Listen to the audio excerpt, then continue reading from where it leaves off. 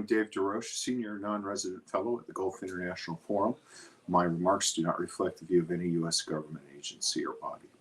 When we look at today's exchange between Iran and Israel, what we see is basically the culmination of a long, drawn-out series of confrontational issues about Iran's nuclear program. Israel views it as an existential threat, and indeed Iran has often made existential threats about the nuclear program. Israel also feels that it was foolhardy for the Trump administration to attempt to engage in any negotiations with Iran over this, because Iran has repeatedly said that they have to have enrichment on their own soil, that that's a red line for them.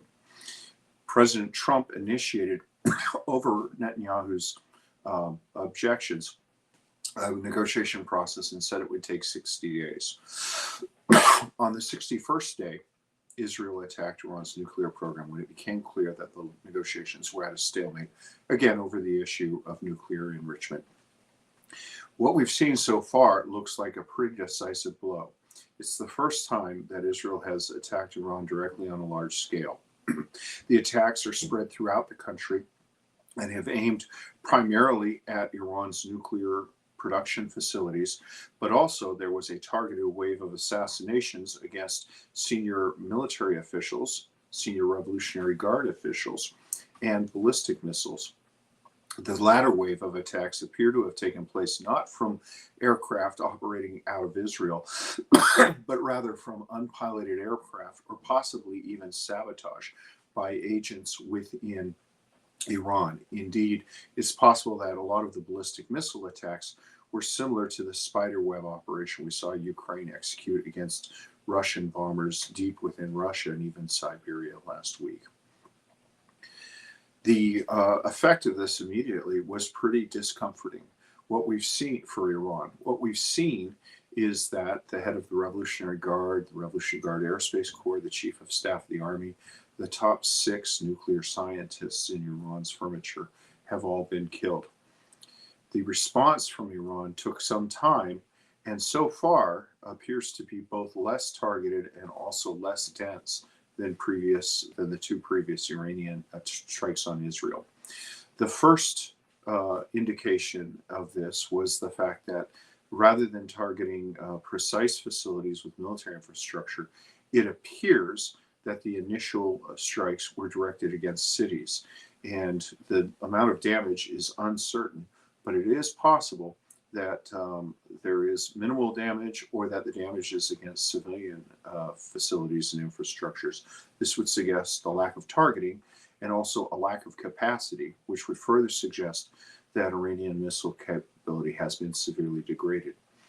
A second consideration is the volume of the missiles. What we're seeing in the volume of the missiles is a number somewhat less than 100. This is a significant drop-off in the numbers used in the April and October 2024 attacks against Israel, and would indicate a lack of capacity. Given the magnitude of the destruction that Israel has inflicted on Iran, I cannot imagine that there would be a political decision to limit and modulate the response against Israel. I think they would use everything they had, if they have it. But it appears that Iran's missile inventory is severely depleted. So what does that leave Iran? Well, historically, Iran has had 3 main supporters of its security interests. The first are Arab Shia militias to do its bidding. The most potent of these was Lebanese Hezbollah, which had a large missile and rocket inventory and was the primary check on Israel's actions. Hezbollah was kept strong because of a steady flow of weapons from Iran through Iraq, which Iran has relatively freedom of movement, across an allied Syria and then into Lebanon. Syria, since the revolution, is actually hostile to Iran's interests. Indeed, Iran has been several times, Iranian weapon caches have been found among regime dead-enders who have been seeking to overthrow or at least damage the current government in Syria. So Lebanese Hezbollah has effectively, by concerted Israeli action and by the Syrian revolution, been removed from the equation. The Houthis still maintain the ability to launch ballistic missiles on occasion, but this is more of a harassment campaign, not really a strategic over a strategic campaign or a barrage, such as what Iran has done in the past. The second check is the nuclear program. That seems to be severely damaged, although not destroyed. Netanyahu's initial remarks saying that this operation would be several waves and would last days indicates that he recognizes that it's not possible for one knockout punch against the nuclear program. There will probably be sustained military actions, and as Iran's air defense network is further degraded and rendered useless, it is not beyond the realm of the possible to imagine that we would see Israeli ground forces inserted into nuclear facilities to enter them and blow them up from within, as we saw with the destruction of the Revolutionary Guard Lebanese Hezbollah missile storage facility in Masyaf, Syria, prior to the pager incident in September of last year. The third aspect of this is the ballistic missile program. Here we can see what's going on. Israel will probably retaliate against Iran and may actually broaden the target set. So far, the limited indications I've seen from damage in Iran do not suggest that the assassinations, which were largely in military-controlled housing blocks, those were not conducted by missiles. They are consistent with damage inflicted by a small hobby drone carrying an explosive, or even an explosive planted by an agent within the Iranian regime who is working for Israel, as we saw with the assassination of the leader of Hamas in the presidential compound. But if there's significant civilian damage inflicted on Israeli civilian infrastructure, I don't think that we'd see an expansion of Israeli targets to just randomly hit cities, but key infrastructure within cities possibly will be targeted. So how will we know what's going on and whether the escalation continues?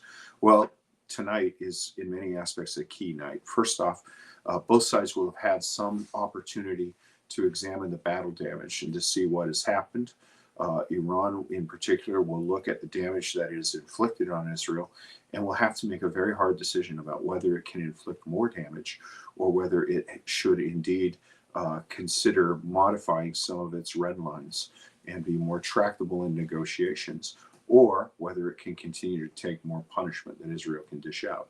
Israel, for its part, will have to assess how effective its operations have been and if it needs to move to a new phase or a new tactic in order to destroy Iran's nuclear capability. Israel, in many senses, has crossed a Rubicon. If they do not completely destroy Iran's nuclear capability, it's possible that whatever survives will be dedicated towards a sprint towards having a usable nuclear weapon, which Iran's leaders view as their only reliable regime protection weapon. The lack of a strong Iranian response undermines the legitimacy of a regime that has been further undermined by the repression of its own people and by systematic corruption in the Revolutionary Guard, which controls as much as 40% of the Iranian economy by some estimates. So we're in for a rough ride, but in many instances, the initiative actually rests with Iran. They're the ones who will decide if they have been deterred. They're the ones who will decide if there is to be escalation. They're the ones who will decide if their demands can be reasonably modified downward and made acceptable to the United States and to Israel.